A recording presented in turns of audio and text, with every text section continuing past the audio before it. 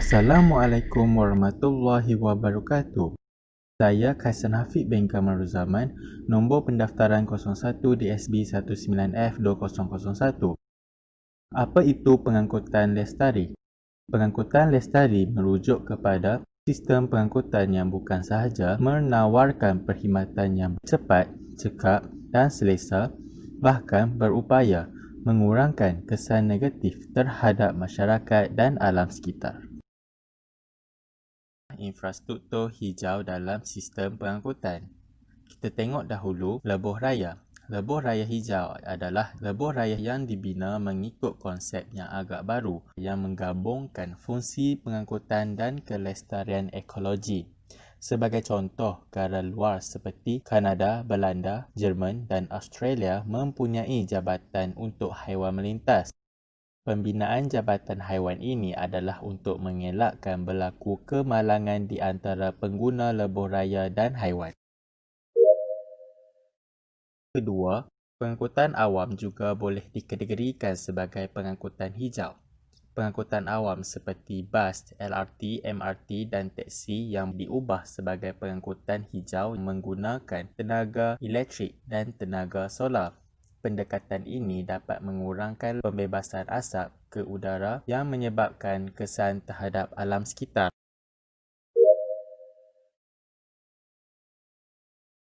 Seterusnya, kita lihat terlebih dahulu kepentingan sistem pengangkutan yang lestari. Yang pertama, mengurangkan kos bahan api. Kebanyakan kenderaan sekarang banyak menggunakan bahan api. Kita tahu bahawa kos bahan api ini adalah sangat tinggi. Untuk mengurangkan kos bahan api, kita perlu beralih kepada sistem pengangkutan yang menggunakan tenaga yang lebih murah. Sebagai contoh, tenaga elektrik dan tenaga solar. Negara kita telah memperkenalkan bas elektrik pada tahun 2015. Bas elektrik ini menggunakan tenaga elektrik sebagai kuasa. Penggunaan elektrik tidak mengeluarkan asap dan lebih jimat. Yang kedua, mengelakkan kesesakan lalu lintas.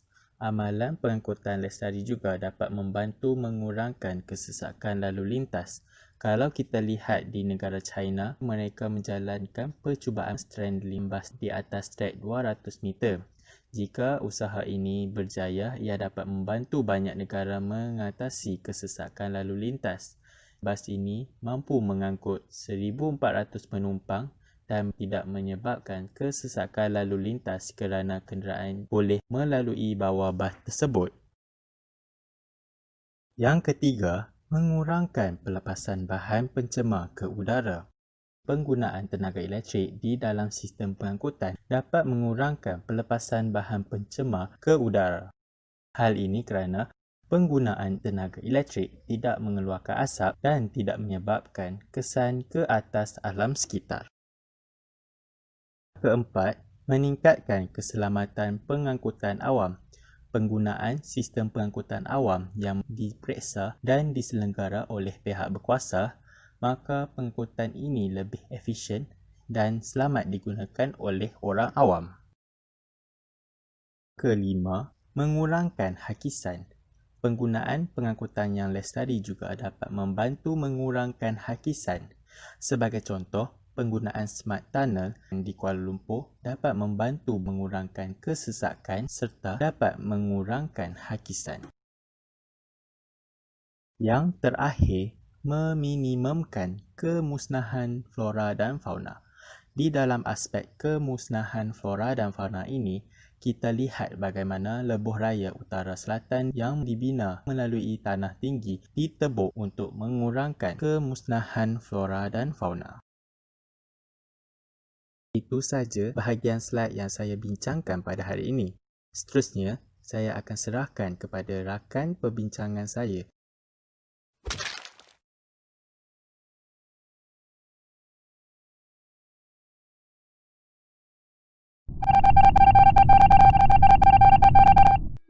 Terima kasih kepada rakan pembentangan saya.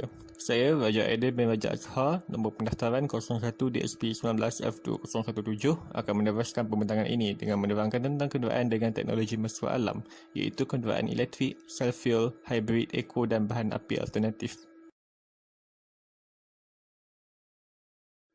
Kenderaan elektrik atau lebih dikenali sebagai EV merupakan kenderaan yang digerakkan menggunakan satu atau lebih motor elektrik, menggunakan tenaga yang disimpan dalam bateri, panel solar, self-fuel atau generator elektrik. Ia senyap, tidak membebaskan asap dan secara ringkasnya kurang membebaskan karbon. Kenderaan elektrik termasuk tetapi tidak terhad kepada kenderaan jalan dan landasan, kapal dan kapal selam, kapal terbang dan kapal angkasa. Pada abad ke-21, kenderaan elektrik semakin popular kerana perkembangan teknologi dan peningkatan tumpuan terhadap tenaga yang boleh diperbaharui. Kenderaan self-fuel atau SUV merupakan kenderaan yang menggunakan self-fuel, kadang-kadang digabungkan dengan bateri kecil atau kapasitor super untuk menghidupkan motor elektriknya. Ianya menghasilkan tenaga menggunakan oksigen dari udara dan hidrogen termampat. Kebanyakan kenderaan ini diklasifikasikan sebagai kenderaan zero emission yang hanya mengeluarkan haba dan air. Self-fuel hidrogen berfungsi sebagai bateri, menghasilkan tenaga elektrik. Cumanya, self-fuel tidak perlu dicas, ianya hanya perlu diisi semula dengan hidrogen. Kenderaan hybrid merupakan kenderaan yang digerakkan menggunakan dua jenis kuasa motor elektrik dan enjin pembakaran dalam. Kuasanya boleh digabungkan atau diasingkan. Terdapat banyak jenis kenderaan yang menggunakan teknologi hybrid, antaranya kenderaan rel seperti kereta api, kren, kenderaan persendirian dan komersial, kenderaan tentera, kapal termasuk kapal selam dan kapal terbang. Penggabungan kuasa motor tersebut boleh menjimatkan penggunaan bahan api. Kenderaan eco merupakan kenderaan yang diprogramkan dengan mod pemanduan eco, di mana jika operasi enjin, gaya pemanduan dan hal laju berada pada kadar yang ditetapkan, penggunaan bahan api akan menjadi efisien. Penggunaan bahan api yang efisien bermakna pelepasan karbon tidak berlebihan. Kenderaan eco juga dapat menjimatkan wang kerana minyak yang digunakan tidak berlebihan. Terdapat juga kenderaan yang menggunakan bahan api alternatif untuk menjimatkan minyak dan mengurangkan pencemaran. Gas mula jadi merupakan gas mula tanah yang diproses menjadi compressed natural gas atau liquefied natural gas. Selalu digunakan oleh kenderaan komersial seperti bas dan teksi. Ianya menjimatkan minyak dan mempunyai kualiti pembakaran yang bersih. Biodiesel iaitu bahan api yang boleh diperbaharui yang diperbuat daripada minyak sayuran, lemak haiwan dan sistem minyak restoran yang telah diproses untuk kegunaan kenderaan diesel. Penggunaan biodiesel dapat mengurangkan kesan gas rumah hijau. Bioethanol iaitu bahan api boleh diperbaharui yang diperbuat daripada tumbuhan yang menghasilkan gula atau kanji seperti tebu, jagung dan ubi kayu selalunya digunakan oleh kenderaan bahan api fleksibel. Terima kasih kepada ahli kumpulan saya iaitu Raja Aidil atas pembentangan sebentar tadi. Saya, Wan Syabir Arsyad bin Wan Abdul Rahim akan meneruskan pembentangan pada hari ini bertajuk tentang kelebihan dan keburukan pengangkutan. Kebaikan pengangkutan kereta api. Landasan kereta api merupakan jalan terpantas berbanding dengan penggunaan jalan raya. Hal ini disebabkan landasan kereta api tidak mengalami kesesakan lalu lintas. Selain itu, kereta api merupakan pengangkutan yang paling sesuai untuk dijadikan pengangkutan pembawa barang.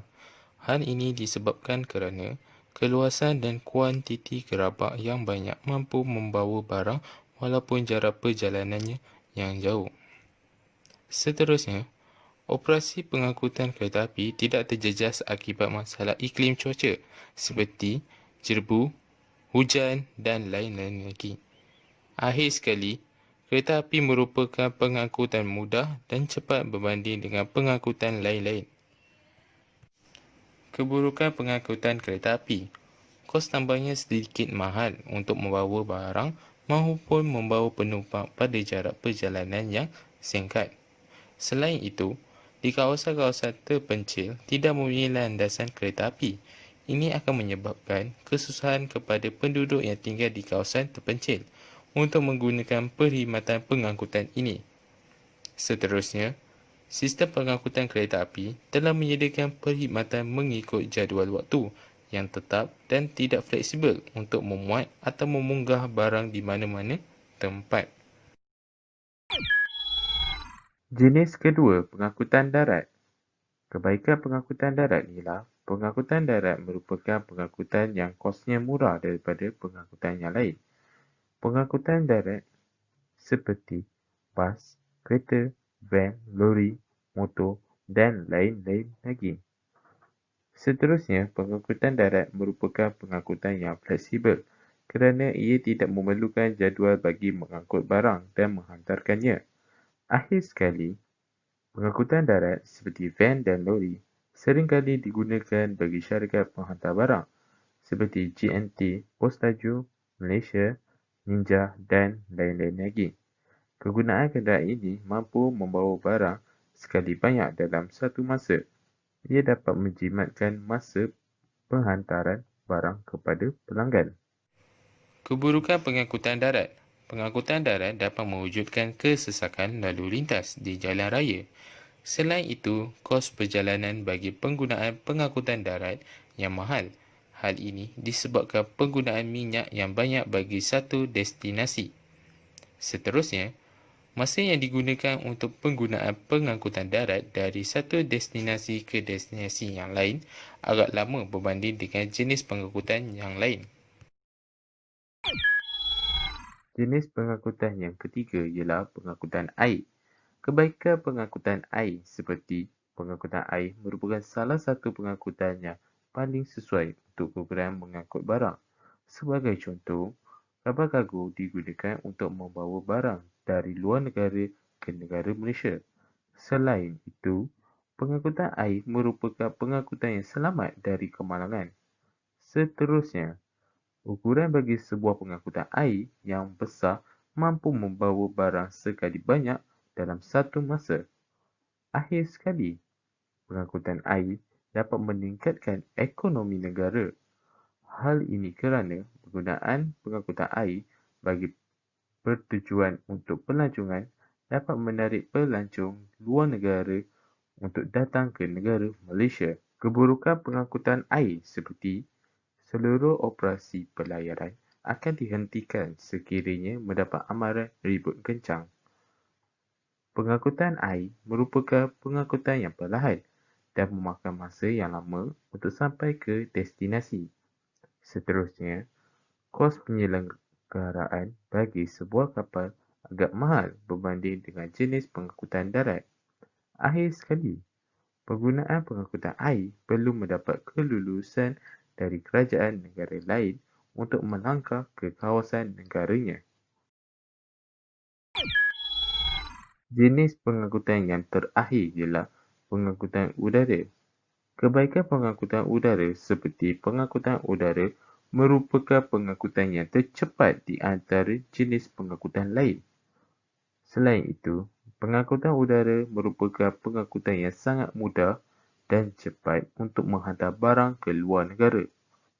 Seterusnya, pengangkutan udara juga digunakan dalam ketenteraan. Pihak berkuasa seperti polis dan askar mempunyai pengangkutan udara bagi pertujuan untuk mengawasi negara daripada pencerobohan dari luar negara. Akhir sekali, pengangkutan udara merupakan kenderaan yang selamat daripada bencana seperti gempa bumi, banjir dan lain-lain lagi. Keburukan pengangkutan udara seperti kosnya mahal untuk mengangkut barang maupun penumpang. Selain itu, pengangkutan udara merupakan pengangkutan yang tidak tampung sesuatu objek berat. Hal ini kerana objek yang berat diletakkan di pengangkutan udara menyebabkan pengangkutan tersebut terhempas atau tidak boleh terbang.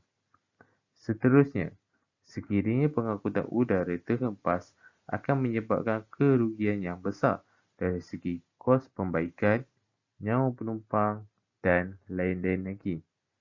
Akhir sekali, ia tidak sesuai untuk perjalanan jarak dekat. Hal ini disebabkan kerana kos tambangnya yang mahal.